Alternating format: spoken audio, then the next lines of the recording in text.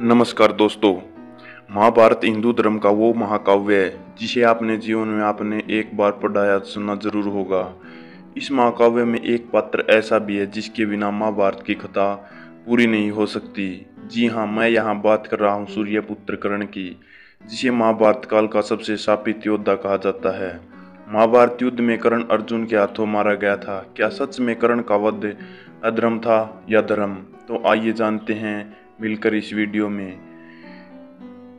कहा जाता है कि अगर कर्ण जीवित रह जाते तो युद्ध की दिशा बदल सकती थी और जीत कौरवों की हो सकती थी। और यही वजह थी कि भगवान श्री कृष्ण ने उस समय विश्व के सबसे श्रेष्ठ धनुर्धरों में से अर्जुन को कर्ण के वध के लिए चुना। लेकिन आज भी यह बहस का विषय बना हुआ है कि क्या सच में कर्ण का वध अधर्म था। तो मित्रों, इस सवाल का जवाब जानने के लिए हमें महाभारत की उस कहानी को याद करना होगा जब रणभूमि में विश्व के दो अच्छे धनुर्धर यानी कि अर्जुन और कर्ण एक दूसरे के आमने सामने थे। जब कर्ण के रथ का पहिया नीचे जमीन में धंस गया, कर्ण का रथ का पहिया बाहर निकालने के लिए प्रयास करने लगे, तभी श्री कृष्ण के कहने पर अर्जुन ने उस पर तीर चला दिया। बाण लगने के बाद कर्ण ने कहा, हे भगवान, यह अधर्म हो रहा है। अर्जुन कायरों की तरह मुझ हत्थे पर वार कर रहा है। तभी भगवान कृष्ण ने कहा, जब अधर्मी व्यक्ति संकट में फंसता है तभी उसे धर्म और मर्यादा याद आती है। कर्ण, उस समय तुम्हारा धर्म कहाँ था जब भरी सभा में द्रौपदी का चीरहरण हो रहा था? इतना ही नहीं, जब खेल क्रीड़ा में कपट हो रहा था तब तुम्हारा धर्म कहाँ था?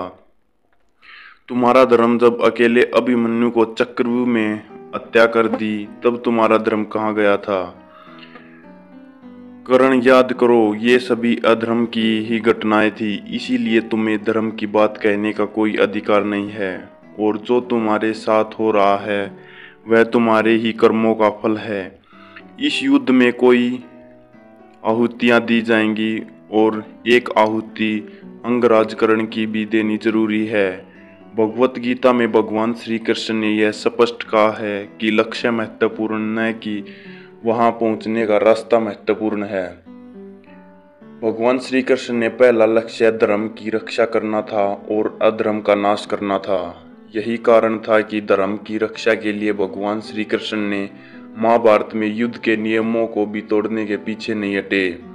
और कर्ण का वध इसका सबसे बड़ा उदाहरण था। इसलिए जो अधर्म के रास्ते में चलेगा उसका सर्वनाश निश्चित है। मित्रों, कर्ण गलत नहीं थे, सिर्फ उन्होंने गलत लोगों के साथ दिया। और यही वजह है कि उनकी मौत के बाद दुनिया भर में आज भी उनको इज्जत से के साथ याद किया जाता है। तो दोस्तों, आज की वीडियो कैसी लगी? अगर वीडियो अच्छी लगी हो और इसी प्रकार की जानकारी जानने के लिए हमारे चैनल को सब्सक्राइब करें। धन्यवाद।